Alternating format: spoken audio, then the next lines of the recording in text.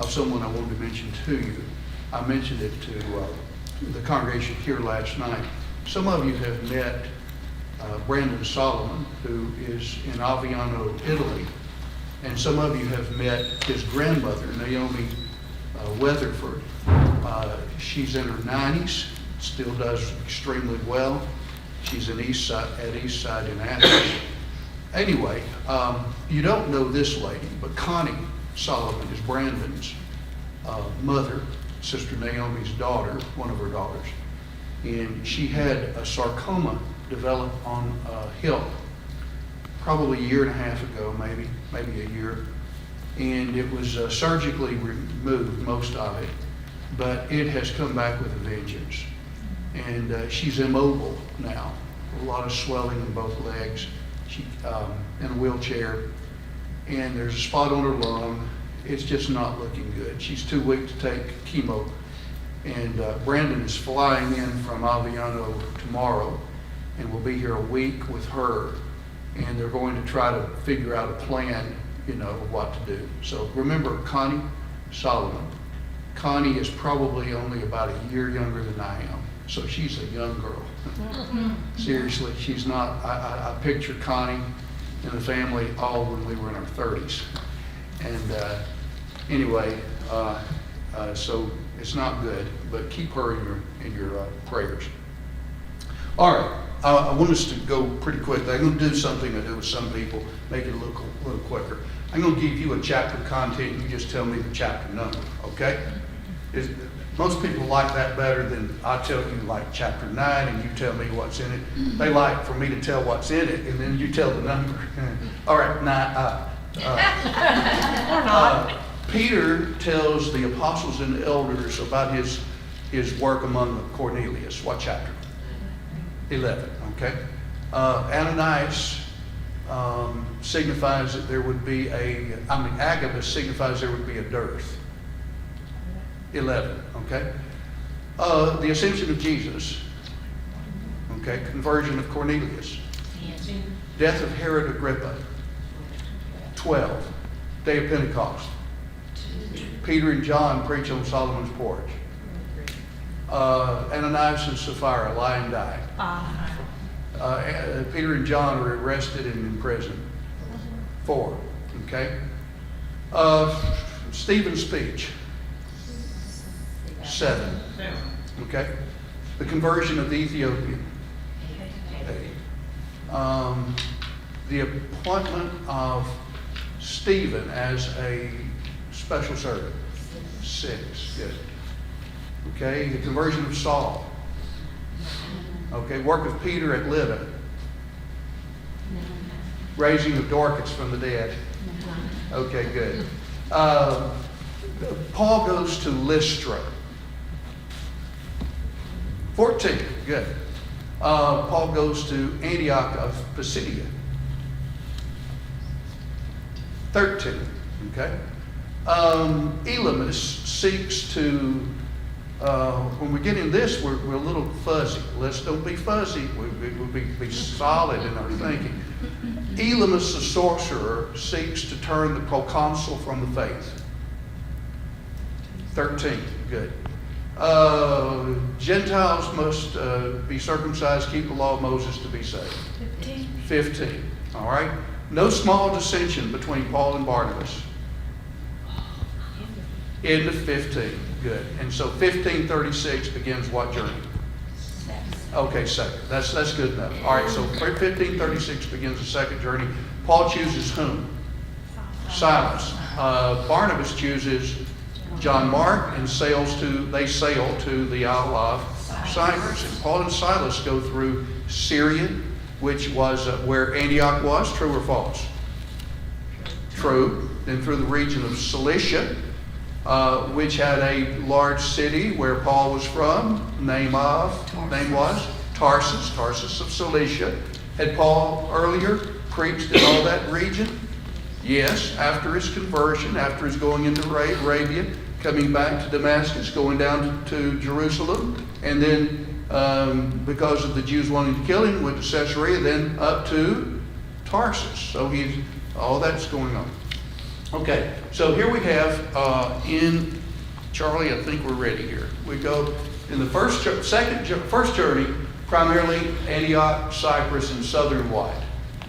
Galatia. All right, and so the cities, Antioch, Seleucia, Salamis, Paphos, Perga is not on this map, Perga and Pamphylia, and then up to Antioch, then it's somewhere in here, Antioch, Iconium, Lystra, Derbe, and then as they went back, and then he hit on Italia here, and then back, he appointed what in every city?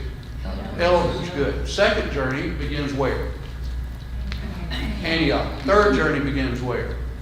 Antioch, good. So Paul leaves Antioch, goes through Syria, the region here, Cilicia, and then through the region of, it picks up who in Lystra?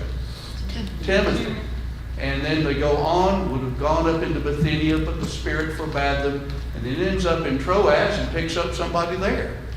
Luke, good. Sets a straight course through Samothracia and goes to Philippi, and we have the conversion of what two families? Lydia and the Jalen, good. And he leaves somebody in Philippi. Who was it?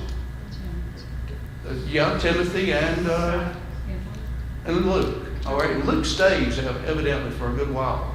And then he goes on to Thessalonica, and Silas and Timothy are there, preaches for a while, and the Jews stir up problems. And so he leaves there and goes to Berea, the Bereans were more noble than those in Thessalonica. Though the Thessalonians were noble, they were more noble. And then let's forget about Timothy and Silas for a minute. From Berea, the Jews in Thessalonica stir up problems, so he leaves and goes to Athens. What chapter? Yes, 17. Okay, he goes to Athens and he preaches in where first? What was that again? The marketplace. That's right. The marketplace, the agora. And then he encounters the Stoic and Epicurean philosophers, and then they bring him up on Mars Hill. So he preaches there, and very scant results there in Athens, Damaris and a few others. But so he leaves there and goes where? Chapter 18. Corinth. Good. All right. Now we're going to bring in the epistle. Let's go back. When he leaves Berea, he goes to the sea, and he says, "Send Silas and Timothy to me with all speed." All right. Then he goes on to Athens. Now, who comes to who comes to Paul in Athens? Timothy. All right. And he's there for a while, and Paul is so concerned about the Thessalonians that he sends Timothy back. And so Timothy goes back. Meantime, Paul goes to Corinth, Acts 18.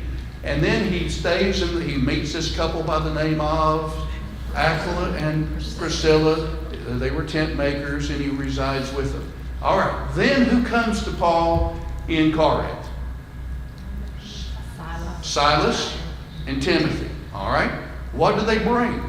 Acts 18:5. What's that? Money, support. We learned that from other passages, not in Acts. In 2 Corinthians 11, Philippians 4. They bring support, and also they bring what else?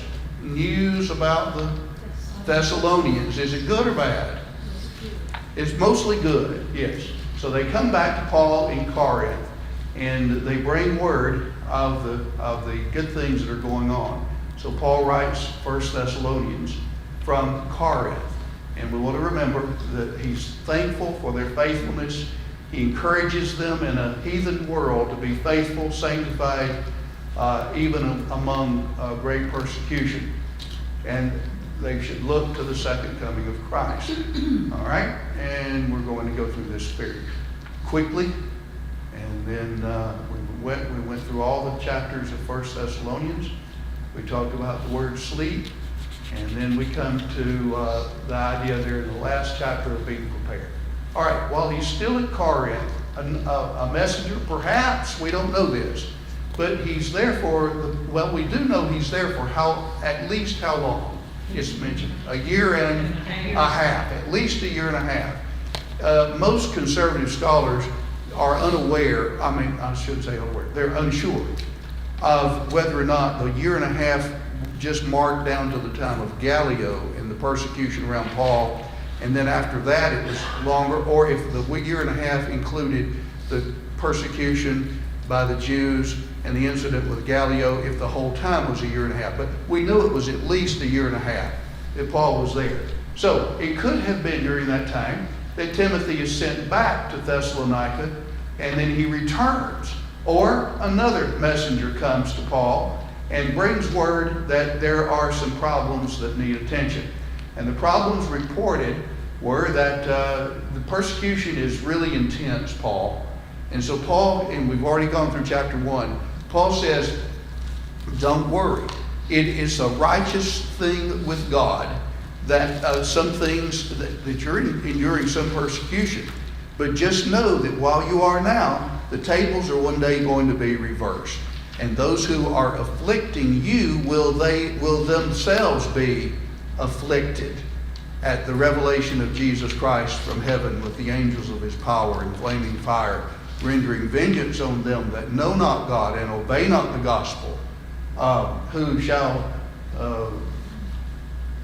that's where my quotation ends, verse 11, who shall, we'll read that, James, you got it. First, 2 Thessalonians 1:11, I think, or whoever has it. Aaron, you look like you've got it. Or James, go ahead. Well, picking up where you left off. Yeah. These shall be punished with everlasting destruction from the presence of the Lord and from the glory of his power. Mm-hmm. When he comes To in be that day to be glorified in his saints, and to be admired among all those who believe, because our testimony among you is good. Good, thank you. Okay, so the persecution was continuing, but he tells them, you keep on, because payday is one day. Justice will come. And yet, so one of the problems was that he dealt with in the first letter was, the Lord is going to return. And he deals with that in detail in the end of 4 and the first part of 5. But there was a misunderstanding that evidently it was going to be imminent. And so chapter 2 says there's got to be a what first? A falling away. And we gave out that paper last week about that Brother Wayne Jackson had written. The man of sin will be revealed. He who sits in the temple of God sets himself forth as God, and all of those ideas there. So he dealt with that. And then idleness was a problem, and evidently some of them had even stopped what? Stopped their working. And he deals with that in the second letter, also written from Corinth. His companions, Silas and Timothy, and the Lord's return is not immediate. Keep being faithful like you are, but get to work. Sometime shortly after the first letter, evidently. Okay, we talked about the comparisons there in the first and second letter. Then we talked about the second letter. We finished toward the end of chapter 2. And we talked about the man of sin. It was a definite movement, not merely a principle. There would be a falling away. By the way, falling away is translated from a Greek word from which we get our word apostasy. And so that's what apostasy means, a falling away. It had not yet been revealed. It would be known as the man of sin, sin being the dominant quality. Jane brought up something last week about the word perdition. And I went back. It just means what, Jane? Lawlessness. Yeah, destruction, actually. It means destruction, and it's used a number of times in the New Testament. The son of perdition, that is, destruction is his end. He was lawless, no regard for God's law, opposed God, exalted himself against all that is called God, pretends to be religious, sits in the temple of God, likely a character that took on a church character, linked to God, and deceives, and we'll come back to this in a minute, deceives those who do not love the truth with lying wonders. This spirit of lawlessness was already at work, but there was a restraining power to it. And Brother Jackson made the point, I think he's right, it's likely, he was talking about the whole Roman government, the Roman Empire, was was squelching it. But after 476, really when the Dark Ages began, when Rome fell, then that really, the Dark Ages was when Roman Catholicism just, bloomed and blossomed. And, Philip, yes, has ma'am. that been when they destroyed the Bibles? Yes, yeah. And then during that time, with the beginning of the Renaissance was when John Wycliffe and Tyndale and those others who wanted to translate the Bible, and they're burned at the stake. Burned at the stake. And people try to say, well, Catholics don't believe that you don't need to read the Bible. They kill people who try to translate them. And anyway, then the man of sin would be openly revealed, would endure until the end of time, the second coming of Christ. And so that's where we ended really last week. Comment or question, anybody? Yes, sir. Talking about the popes and all that, I get two comments. I work with a Catholic fellow who's pretty knowledgeable in his doctrine and can make arguments, not if you explore them, but he has reasons for what he believes, but they're not happy with this Pope. No, he's a progressive. Yeah, and that causes them a dilemma, because Exactly. they think he speaks for God, but they don't like what he says. Oh, exactly. He's in the green, isn't he? Yeah. He is so.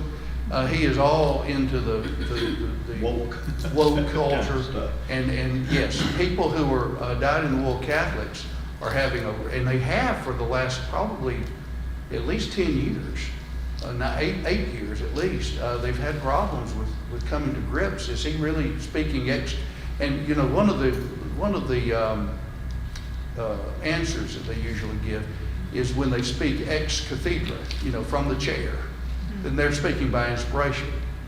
But all these other comments that they make about, the green, well, they'll say, well, that's not ex cathedra. That's not the God speaking. Well, is he right? When do we know? When do we know? And then my other comment was, you carry that history through where the popes control the kings. Yes. You know, and we know the story of Henry VIII Yeah. and all of that. But I've done some reading on that because that kind of fascinates me, that time frame. And a fellow made the observation that it wasn't Henry's divorce that caused the split. It was a split because there was a discussion or concern that the authority doesn't come from the church; it comes from the Bible. Yeah. And so the Roman Church was the authority. And then, and I hope I don't offend anybody by saying this, but you look at the Methodists today, they're going through that same thing. Oh, yeah. They think the authority resides in the Methodist Church. But these Yes. local conservative Methodist churches, like the one in Hueytown, wants to go by the Bible. Yes, So they've broken away. It's coming back full forward. It is. The Methodist, y'all been reading, I'm sure you have, about what's been going on with Methodism in Alabama. And they basically divided with the global Methodist, or would be the liberal wing that would include women preachers, lesbians, gay marriages, and all that stuff. And then the United Methodist would be the more conservative that would deny that. And they have been, there's somebody I know who, I'm sorry. Do you have that backwards? No, I think It's the United Methodist that they took off the signs. The What ones that are conservative. has happened is Oh. that some of the United Methodists have become global. Oh. And then the ones that remained faithful to their former teachings, I won't say faithful to the Bible, but faithful to their former teachings, I think would still be considered the United Methodists. Yeah. I think you're right. But a lot of them have had the buildings and they just, changed, and it's like some of us have experienced. Yes, ma'am. I was gonna say, I think you're right about that, because I know that there's a Methodist church in Gardendale that no longer affiliate themselves with the United Yeah. Methodist. Yeah, that's right. Yeah. Okay, good point. We can discuss with Philip at Black Creek about authority. Yeah. And that's the whole thing. Oh, it's- They just everybody's got away from authority. After a while in studying with people, I just make the point that it's Bible authority is the thing that divides between what we try to do and going back and trying to figure out what was Paul telling them, what was the application then, and what is it now? And regardless of what we used to think or what we practiced, what is the point? And so we're deriving what we believe and practice from the Scripture, and the Scripture only, or as the Catholics say, sola scriptura. Only the, and of course they mock us because they think, well, that's not sufficient. You've got to have the traditions and explanations of Roman Catholicism. But the truth of the matter is that divides between us and everybody else. You're exactly right. And we ought not to be ashamed of it. Jesus, 1,500 years after Moses wrote, he would say to people, have you not read? Have you not read?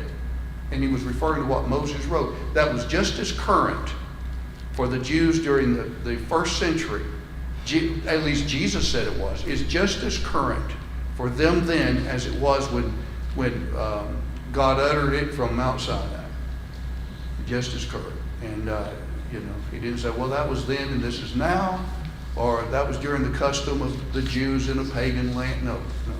It was just as reliable, just as... anything else on that? I was just going to say one more thing. Lynn, when she was working, she said she, had a lot of talks with other people, and she said they'd say something they believed, and she'd say, where do you get the authority for that? Well, it was just like asking them, how do you speak Chinese or something? They didn't, have a clue. And that has been what I have discovered. That you say, well, there's no Bible for that. Well, it's like, well, who cares? Why do we have to have Bible for anything? And so it's kind of like I learned the hard way. I may have told several of you this. I don't remember. I forget what to tell. But when we were in Waycross, I was in my 20s, and I was gung ho about trying to answer every argument that came up. And we had Mormon elders. More Mormon elders came to our front door than about any other religious group that I've ever associated with. And so I kind of got involved in Mormonology. And they'd visit 3 to 4 hours, and after they leave, Lee and I both would just be tuckered. It's like mentally you're drained because I'd chase rabbits. And I finally learned after about 2 or 3 days of that, I said, I'm making a bad mistake. And my mistake is this. I can chase off on celestial marriages or baptism for the dead or the Council of the 12 and all their organization. But the truth of the matter is, we don't have a common authority. They do not believe the Bible is final. And as long as we don't have a common ground to stand on, we're wasting our time on all. These are peripherals. And so Article 7 of their Doctrine and Covenants says we believe the Bible to be inspired insofar as it is accurately translated. That's their loophole for anything they want to bring in. It's not accurately. Of course, quick answer to that is, can you tell me some examples where it's not accurately translated and what it should be? And it's just a dodge. And anyway, long story short, we got to get people on the fact that the Bible is God's Word. I've been dealing with some evidences here at Pleasant Grove on Sunday nights. We just got to get people back that there is a God. The Bible is His Word. Jesus Christ was a historical character. And He was raised, He died, and He was raised from the dead. And if you can get those basics, and they're absolutely foundational. If people don't, if any one of those things, if they're doubting there's a God, then the Bible who claims from Him to be from Him is immaterial. If the person doesn't believe the Bible is God's Word, then we've got to establish it's inspired and it's authentic. And then if they well, I believe in God and I believe the Bible, but I'm just not sure about Jesus, then we've got to go back to that. And because if those 3 things are not believed, then we're wasting our time. We're wasting our time on church, which church, what organization the church ought to have, if baptism is for the remission of sins, or if it's sprinkling or pouring. All those things are irrelevant. if people don't believe that there's a God, that the Bible is His Word, that Jesus Christ is His Son. And I mean, it's taken me over 60 years to get to that. One of their tactics of Mormons is, well, how do I know that the Book of Mormon is part? Well, you pray about it. You pray about it, yeah, that's right. And that's not how you. No, determine and the Bible shows the finality of that. Yeah. Okay, let's go ahead, guys. I want to call your attention to two or three things real briefly. At the end of chapter 2, Paul has taught. Let me go back here to. I want to go back to our slide that had the outline on it right here. Okay. In the first 12 verses, let's just get back in gear on the second letter. The first chapter, he's thankful that they were faithful among so much what? Persecution. In chapter 2 now, he emphasizes in the first 12 verses, this falling away must come first. But then he starts describing in the latter part of the paragraph, like verses 8 through 12, some of the characteristics of it.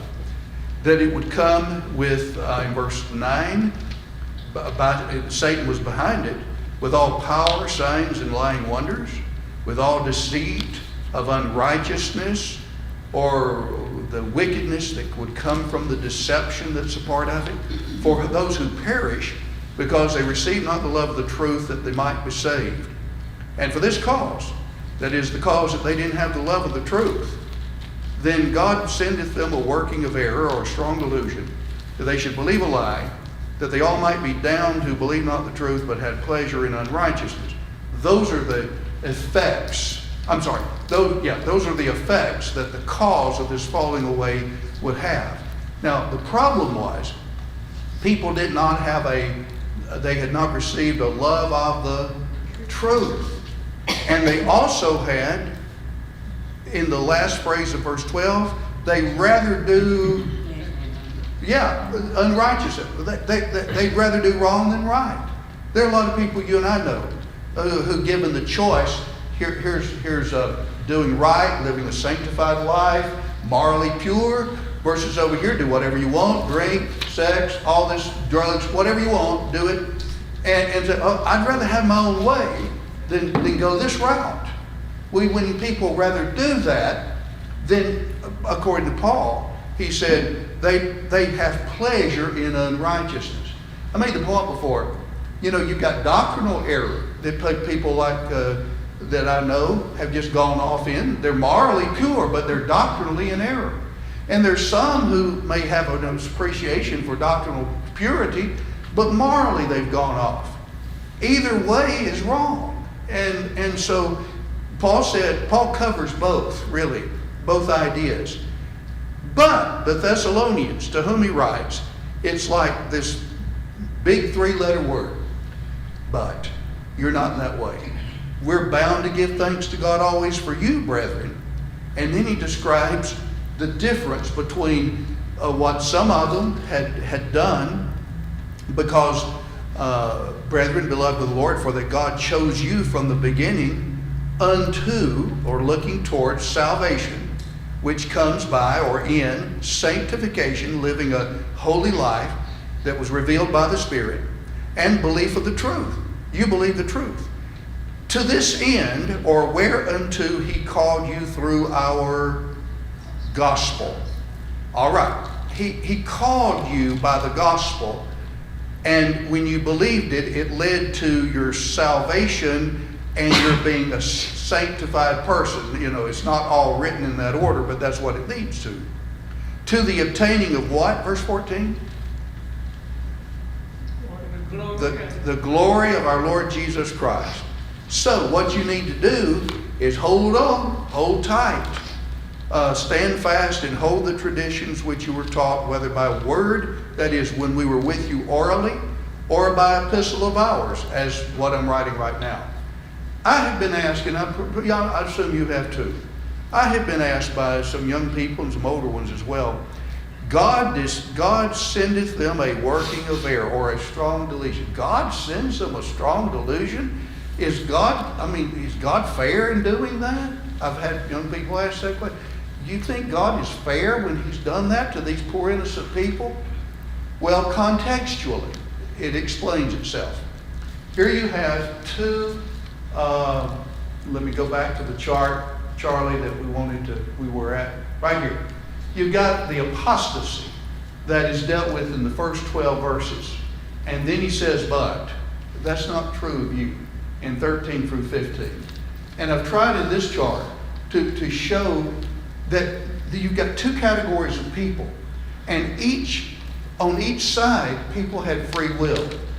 Here were people who had been influenced. The apostasy influenced people by Satan's powers, signs, and lying wonders. Now, they weren't true wonders or true miracles, but they looked to be, and so they were deceptive in that. You think about a picture of Mary with her tears flowing down, and people talk about that and getting they're lying wonders. But the Thessalonians were influenced by the call of the gospel.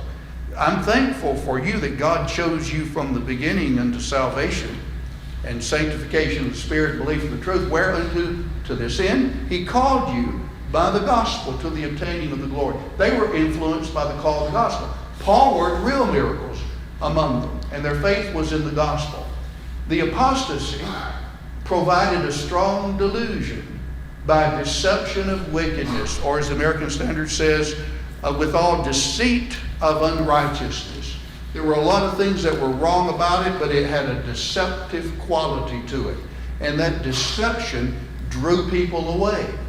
But the Thessalonians believed the call of the gospel that was based on the evidential powers of the miracles Paul worked among them. It was based on the truth, not in any deception of wickedness. The apostasy allowed pleasure in unrighteousness. You can do wrong if you would like. But the Thessalonians were among those who understood that the gospel demanded sanctification. A holy life is demanded. And the apostasy influenced those who did not love or believe the truth, but believed the lie. You remember the proverb, buy the truth and sell it not. Have a tremendous appreciation for truth. We ought to want truth in history, truth in mathematics, truth in chemistry, truth in if somebody sells you something, you want truth in advertising. You want truth. If a doctor tells you, based on this report, now it looks like you've got a real bad disease, but I don't want to hurt your feelings, so I'm not going to tell you. No, you don't want that. You want the truth medically, so you can deal with it. And yet when it comes to religion, it's like truth is out the window with people. And they were influenced, allowed to be, by those who did not. And all of us know people like that. Truth is not paramount. It doesn't mean everything in the world to them. And yet the Thessalonians had a love for and believed the truth in verse 10 and verse 13. And this apostasy that was the man of sin, all deception of unrighteousness caused people to be down. But whereas the Thessalonians, what all the gospel and they're being called and the sanctified life that they were living, that was looking toward the obtaining of the glory of our Lord Jesus Christ. Now, I think it's helpful when people say, well, how did God do that? How did he send them a strong delusion? Well, sometimes God is said to do certain things that he allows the devil to do. And so hence, God allowed, when we have our own free will and we decide to do our own thinking, and do our own will and have our own way and commit any kind of atrocity or any kind of immorality we want, whose will are we actually obeying? Satan's. John 8:44. You remember that passage? Y'all all quote that. Jesus told those Jews, you are of your father, the devil, and his will it is your lust to do. He was a liar, a murderer from the beginning. And in him there is no truth, for he is a liar and the father thereof. And so here the devil's will becomes our lust to do. We want to do what we want to do. And when that's the case, then God will allow people to have that attitude and then you get a whole kind of establishment or religion that pushes that, and then you've got a strong delusion or a working of error. And does God do it deliberately that He wants these people lost? Absolutely not. But He allows people working among themselves, doing their own will, wanting to do wrong, not having the love for the truth, having pleasure in unrighteousness, to gravitate toward a system, and it deceives people. How can we overcome it? We, first of all, have to have a tremendous love ourselves for what? Truth. Truth. Love for the truth. Then we need to believe the truth. Obey the truth. And that leads to a sanctified life, and then ultimately a glory with the Lord. Does that make sense to everybody? Okay. I wanted to come back to that, and I was spending too much time on it, but I just think that's a really, I've had honest people, members of the church, ask about that. And he said, it just doesn't look like it fits with the whole character of God. Well, if you allow it just to be, stand on its own 2 feet in that one verse, it doesn't. But when you put it in the context, it does. Comment, question? Yes, ma'am. I think it's very similar to the concept that people ask about like in Exodus, when people talk about how could God harden Pharaoh's heart. Yes, good illustration.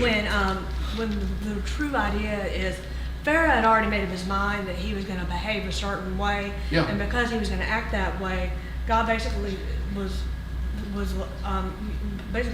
if you're going to go that way, I'm just going to assist you in going that way. And then on the flip side, when we talk about Lydia's heart was open, yes. Well, she had that attitude to begin with, so he basically just accelerated the attitude that she already had. Yeah, that's a great illustration of it, Rachel. I'm glad you brought that up. Yeah, God hardened his heart in the command, let my people go. And he didn't want to do it. And then the more the plagues came, the more he as an old phrase, he sat down on his haunches. He just wasn't going to move. Yeah. Yes, ma'am, Anna. 2 things, and that was an excellent point. I was going to say the thing about Pharaoh, but that other thing you followed up with, that was excellent. Jesus said, if you love me, you will obey my You'll commandments. keep my commandments, yes. And so these people who do not keep his commandments, how can they love Jesus? They don't. They say they do, but they really, by their actions, they prove they don't. You're right, Anna. And the second thought that came to me, I think it's in Philippians, one of the other epistles of Paul, that he wrote that Jesus, I paraphrase it, Jesus is our plumb line. Oh, that's in Minor Prophets. That's one of Charlie's favorite passages. Charlie, what passage is that? Is that? It's Amos 5, where God set a plumb line. Yeah. Yeah.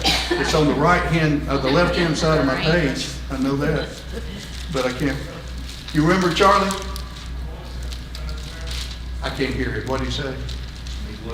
He's looking. I think it's in Amos. 7 and 7. Amos 7:7.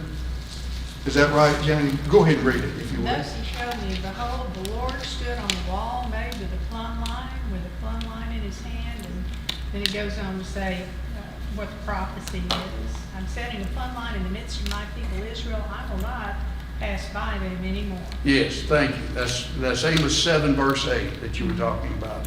And a plumb line just, it just makes everything, it shows you how a wall needs to be adjusted to be straight. Yeah, it's real good. I told you it was on the left page, didn't I? That's right. I Oh, was right. thinking along the lines of what Rachel said. I was thinking about Pharaoh. And I was thinking about, in comparison today, someone that you know that's a Christian and goes off into a denomination or something, you think, how can they believe that? They've been taught better. They know Yeah. better than that. And I think that's, they allow themselves to believe a lie. Yeah, you know. I think that's right, or the heart can become hard, and that's possible, you know.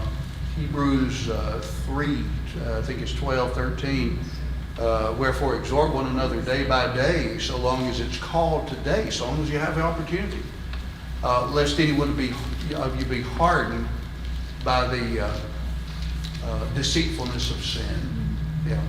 Sin is deceitful. I think we don't give it enough credit. We sometimes let things go, or we let things fester, and we don't realize that. Dad used to say, I know you quote Dad a lot, but he'd quote Brother Lewis. And Dad would say, Brother Lewis would say so often, whenever the devil shows his head just like a snake, that's the time to get the hoe and cut off the head. And everybody understands that, don't you? That don't let it get around you. Just cut it off. And I made a comment. I don't remember where it is. I might have been here at Pleasant Grove. Brother, might have been here last week. Brother Gardner Hall used to have Brother Sewell and Bill's father used to make the point. He felt like Christians had become very soft towards sin. Soft towards sin. And I think he's exactly right. A lot of members we just have to, through thy precepts I get understanding, therefore I hate every false way. And good to see you, Mark, Body. All right, comment or question, any more on this? Okay. Now, I wanted to come to one more thing here in just a second. Let's go back to 2 Thessalonians 2. In that same paragraph that he mentions in 2 Thessalonians 2:15, and we're still talking about how he's thankful for the Thessalonians. He said in verse 15, so then, brethren, since you have you love the truth, you obeyed the truth, you didn't have pleasure in unrighteousness, you are looking towards being sanctified, then stand fast and hold the traditions which you were taught, whether by word or by epistle. You just keep on keeping on. Now, the word traditions there becomes an interesting word. It's used again in verse 6 of the next chapter. We command you, brethren, in the name of our Lord Jesus, that you withdraw yourselves from every brother who walks disorderly and not after the tradition which you received of us. Hold fast the traditions, verse 15, back in 2:15, which you were taught, whether by word or by epistle of ours. Now, if you didn't know a thing in the world about what the word tradition meant, would you think it's a good thing to do, keep, or a bad thing to keep? Yeah, so it looks like a pretty good thing here. And we have people in the church that when the word tradition is mentioned, it's almost as if that's just a curse word, that we all are just traditionally minded and that kind of thing.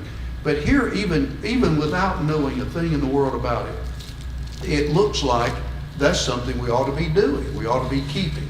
And then something that you heard. I put together a little chart on this. The word for traditions is this word here. It just means that something handed down. And we know that from really how we use it in English. But it's used a number of times. These are the times of scriptures where the word is used. And the word in itself is kind of what we might call a neutral word. It doesn't describe something necessarily good or bad by itself. The context does, just like we do in English. The last several years, people said, we had words. What do words mean when you use it in that context? We had words. We had a what? An argument. It got heated. Or she has a real attitude. What does that mean when used like that? A bad one, But the word attitude or the word words are neutral in the sense they can be good or bad. It depends on how it's being used. And so it is with the word traditions. Traditions can be of God, always to be kept, as we see in this passage as well as the 3rd chapter in verse 6. I believe the same thing is mentioned in chapter 11 of 1 Corinthians, verse 2. So traditions can be of God, things handed, we might say they're handed down by God through Christ, through the Spirit, to the apostles. That's handed down, one, like that. And then, so they're inspired traditions, divine traditions. But then traditions can be good, that are not necessarily handed down from God. In Mark 7, the traditions that some of the elders among the Pharisees had was that before they would eat bread, what would they do? Wash their hands in a ceremonial way. Now, is there anything wrong with washing your hands before you eat bread? Most of us were taught to do that, cleanliness, hygiene and all. But, the way they were doing it was not necessarily wrong, but they had elevated the idea you just need to go ahead and wash your hands ceremonially before you eat bread in case you might have touched something that was unclean. And so they had elevated their washing of hands to what? On a commandment of God.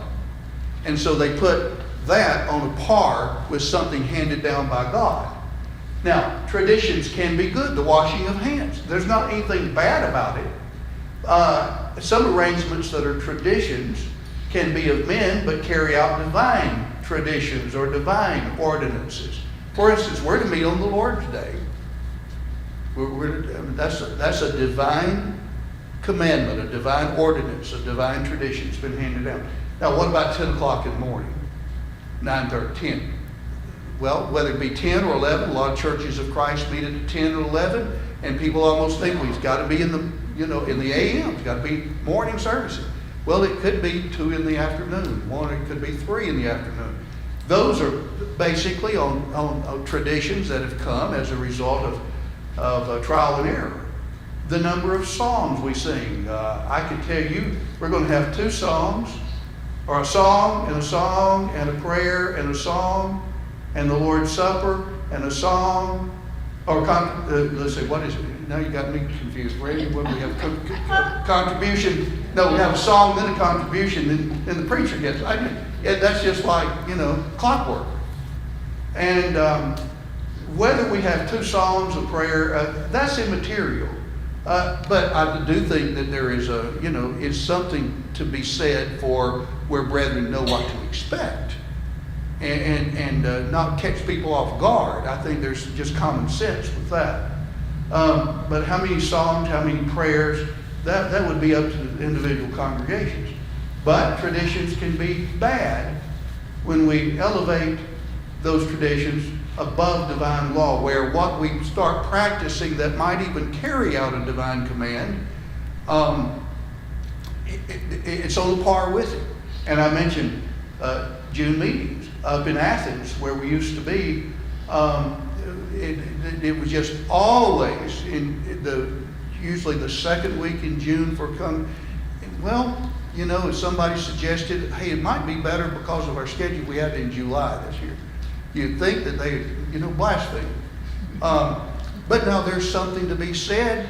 I remember very well years ago, and this was when I was growing up in the 60s, I'd hear brethren say, well, their meeting over there is always the second week in August. And they had it pretty much where congregations had kind of a same week all of that. And what it did is allow brethren from other churches to visit with them. And it was a good tradition, nothing bad about that. But what happens is people, they mix and mingle things that aren't mixable and mingleable. You take, for instance, people will put having a bench. That's just a tradition among churches of Christ. And so they'll get away from that and they say, well, we just got to have folding chairs, And then they say, well, it's just a tradition that women don't speak. One's in the Bible, the other's not. And we have to, it's a tradition that women don't teach over men in Bible classes. That's a tradition. What kind of a tradition? Is it a tradition of man or a divine tradition? It's a divine tradition, yeah. Meeting on Sunday night, is that a divine tradition or a tradition of men? It's a tradition of men, but then you ask, is it a good tradition or a bad tradition? It's good. It's good. Wednesday night, is that a tradition of God? God says you got to meet on Wednesday night? No. But is it a good tradition? Yeah. And so what we want to do, guys, is be wary when you hear somebody say, well, that's just a tradition. What do you mean by that? Because people, especially some younger brethren, have really relegated that word to old-fashioned, this is the way it was done. These people didn't ever think through things, and they were just, sought in their own ways, and they're not enlightened, like they're not among the intellectuals like we are. And the truth of the matter is, most of these things have, by trial and error, have been figured out, and a lot of things. I remember asking, talking to Brother Elam B. Kirkendall years ago. I'd read something about some churches in Limestone County, and I said, these fall meetings that in October, what's the significance of it? What happened was, when the crops were all laid by, and then they had a time when they would harvest their cotton, and school would be out for a couple of weeks in the county and in the city because all the kids. And then after I was done, then there was a week where everybody was kind of off, and it was just a great week to have a gospel meeting. Everything made sense, and it was not a bad tradition; it was a good tradition. And but I think everybody know where we're going with all this. You just have to think through things. Yes, ma'am. Last night, I made the comment that people say, well, it doesn't say you have to go to services on Sunday night. Right. The Bible doesn't say you have to go on Wednesday night. And I made the comment that if you have elders and they say we're going to have Sunday night and Wednesday night, that you're expected to be there. Yeah. It's not that's a tradition of God or man, either one. It's just something that the elders think's appropriate for Yeah, them to do. and I take it to maybe even a different level.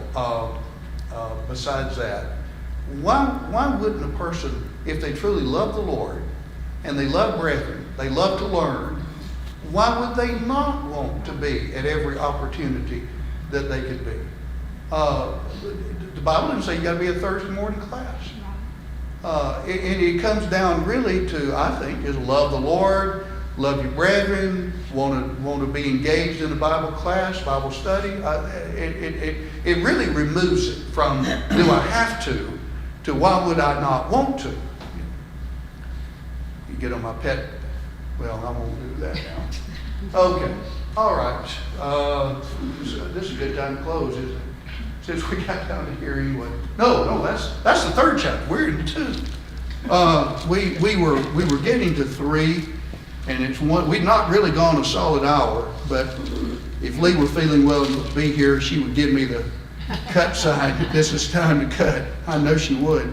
I'll tell you what. Let's do. Let's just stop, and Lord willing, next week we'll try to finish 3, and we won't get off into the man of sin and traditions, other things. But let's finish 3. He does, in the end of 2, he has that prayer that we talked about briefly last week. And in the 3rd chapter, he deals primarily with the idea of work and the kind of example he showed among them and the kind of work they need to provide. And if they don't work, neither should they eat. And if somebody does not obey this command, they need to be withdrawn from. I had some charts on church discipline also that maybe we can look at next week. Comment or question, anybody? Yes, ma'am. Carol? I was, you was talking about the people who complaining about having, she was saying about people complaining about wanting to meet on this day or that day for Bible class or whatever, Right. this or that. But you remember back in Acts, there's meeting from house to house. And the Bible said they Yeah. met daily. David, that's right. There So I was was wondering, you know. there was a togetherness That- there. that's right. And, That's and right. a desire, you know, everything is new. The apostles are delivering the new covenant. Yeah. Raj, you look like you had something. Anyone else? Sister Janet? Anyone? Dane? Karen? I would just say that the attitude should never be, do I have to? It should always be, what do, the attitude should always be, look what I get to do. Yes. Yeah. Look I what, think look that's what, right. look at what I'm blessed to be able to do. Yeah. It changes it. Parents mess that up, Philip, because we said we got to go to church. We Yeah. got to go to church, you know, when we're teaching our kids, you know, instead of saying we get to go to church. If we could somehow get people with the idea that they're genuinely thankful to God for everything that has come, that blesses. When we're really thankful and we think, man alive, where would I be without people who were so good to me? I hope I would have the desire to study the Bible, to, if I've been in error, to work myself out of error, but to have people pointing me to the Lord, pointing me to doing right. I think about young people now who have no guidance whatsoever, absolutely none. And it's just astounding. The world, the culture in which we live is so acidic toward Christianity. And if we can just be a little light to people and live our lives above reproach, and to try to be good to people, genuinely good, where they know you really have their best interest at heart, hopefully you can influence some. But when a majority of people go away from the truth and don't appreciate what God has done, and they think everything we do is just because of us and how good we are, and they don't think, no, it's the goodness of God leads thee to repentance. Every good and every perfect gift cometh down from above. And then we're blessed to have Jesus who intercedes for us. And we're blessed to say, our Father who art in heaven. And we're blessed to be able to have a hope with heaven. Then why in the world will somebody say, well, do I have to do so? It ought to grow out of a grateful heart. To me, it should. It ought to grow out. I want to show the Lord and tell the Lord how much I appreciate what He's done for me. And if we don't have that, then I'd be concerned about my salvation. I really would. All right. Glad we can be together. Now it's been an hour. So. All right, Randy, if you would lead us in prayer. Dear most gracious